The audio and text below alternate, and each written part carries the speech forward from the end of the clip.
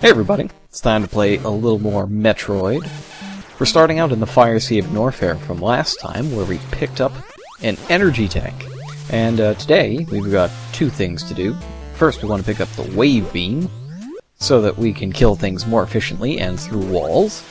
And we're also going to break into Ridley's lair, which is always fun. But it's a long trip to get there, and there's a little bit of ugliness on the way. So, while we're on our way to the wave beam, our topic of discussion is going to be what I feel are the two greatest design flaws of the original Metroid. And the first one is one that a lot of people have pointed out in the thread already. It's copy and paste level design. Now, in the defense of the people who programmed Metroid, there were some pretty clever bastards over there. The way the game works is that there is a map table. Now, the map table takes up 1 kilobyte in the ROM. Each room is represented, the instructions for it are represented by 1 byte. So, in all of Metroid, in your awesome Metroid ROM hack that I'm sure you're all working on right now, you can have a maximum of 1024 rooms. Now, the actual game itself only uses about half of that space, about 500 rooms. Problem. Among those 500 rooms, and I haven't counted this, because what kind of crazy bastard counts rooms in Metroid? Only about 2/3 of them are unique. About 300 to 350 unique rooms in all of Metroid. But there's around 500 total. So what does that mean? That means that you're going to be running through a lot of recycled content. And on top of the recycled content, a lot of the rooms themselves aren't particularly well designed. Take this one, for instance.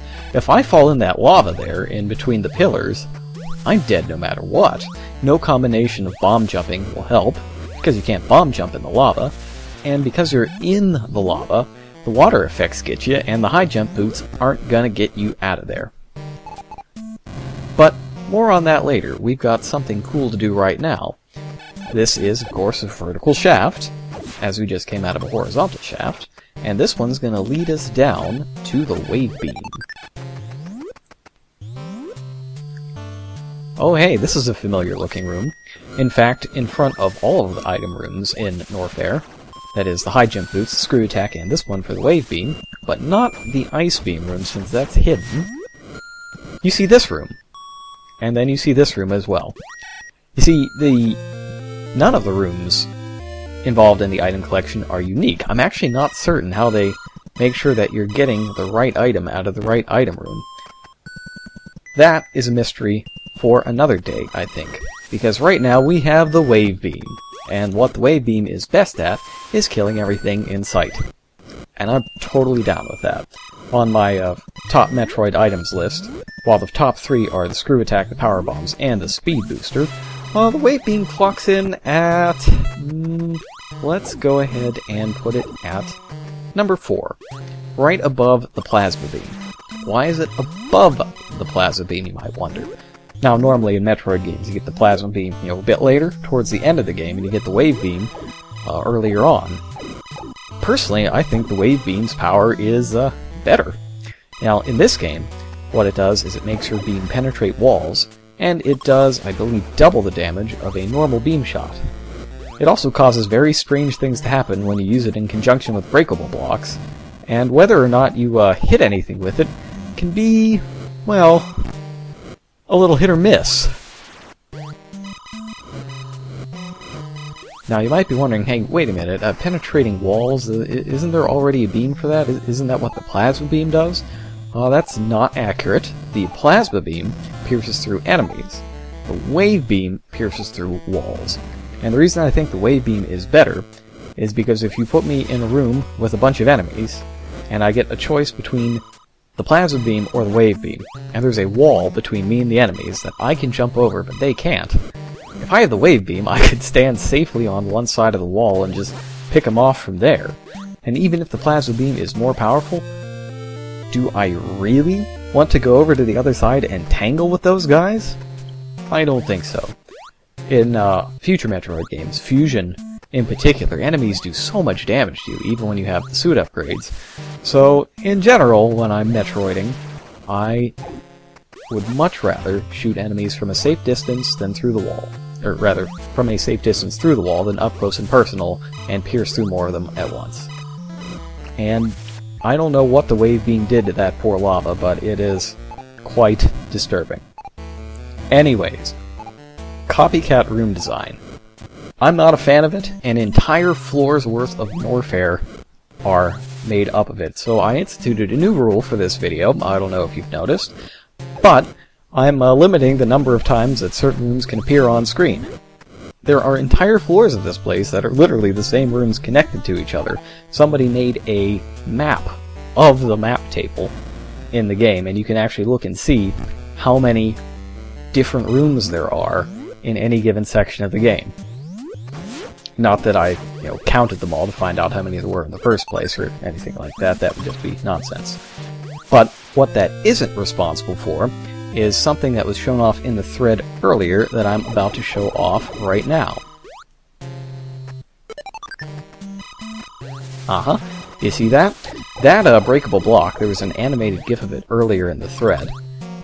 And interestingly enough, that is not part of the room data, because the room data itself is actually just a list of things to stick in the room. To save space, there are multiple different partitions in the cartridge. One of them is, here's how the rooms are all laid out and how they connect to each other so that the game can draw that continuously. And within each of those is instructions on what to draw in each room. And the instructions for what to draw in each room are further delineated into the actual objects and structures that are in there. So that segment of blocks that all the missiles rest on in Norfair is actually, it's not a specific feature of any room, it's a specific feature that can be drawn into any room. And part of that specific feature that can be drawn into any room is that breakable block on the left-hand side of it. And that's in there specifically so that it works when you're going back, or when you're going to get the ice beam in Norfair, or going back if you're pretty good at your bomb jumping. So that's why that's there everywhere. It's an actual part of the object. For another example, take a look at these bubbles. These bubbles are a single object, and they appear exactly like that every time this object is called. So, aside from the copy and paste level design, which I'm just kind of gonna skip a little bit, there's also the whole fact that not a whole lot happens for most of the game. There's only 3 boss fights, and much like the level design, this is something that gets fixed up in later Metroid games. But not Metroid 2. Well, Metroid 2 it has the copy and paste levels, but it also has copy and paste bosses. It's got a ton of boss fights in all the Metroids that you fight, but they're all kind of the same and boring. Here, there's only 3 boss fights. And we're going to be on our way to get Ridley next video, but it's something that really irks me, and it's one of the things that they also fixed in the Zero Mission remake of the game, is that there are a ton more boss fights, and some of them are pretty cool. Some of them are lame, though. I'm not going to show off any of the lame ones, just the cool ones. Now, to get to Ridley's lair, we got to go back to that long vertical shaft on the right side of Norfair, and basically just head all the way down to the bottom. Boy, do I wish that those seahorses weren't firing at me in this game. They get to be a pain to dodge, and they cause a lot of slowdown. Not as much slowdown as the wave beam, however. Firing off the wave beam in a room filled with projectiles reminds me of playing Gradius, and that's pretty cool. Alright, so we come down here. Interesting note here, this corridor contains a screen that's only seen in this corridor. But it's seen 3 times, so it kind of loses its uniqueness. The wave beam, by the way, I don't think it gets enough props in terms of the original Metroid. Just because you can't actually beat the game with it doesn't mean you shouldn't collect it.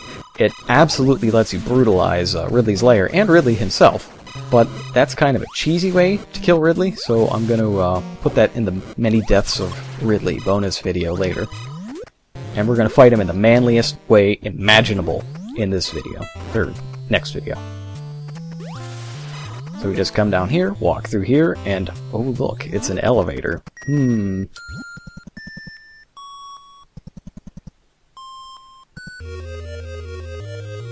here we are in the original Lower Norfair, or Ridley's Lair. We'll take it on next time.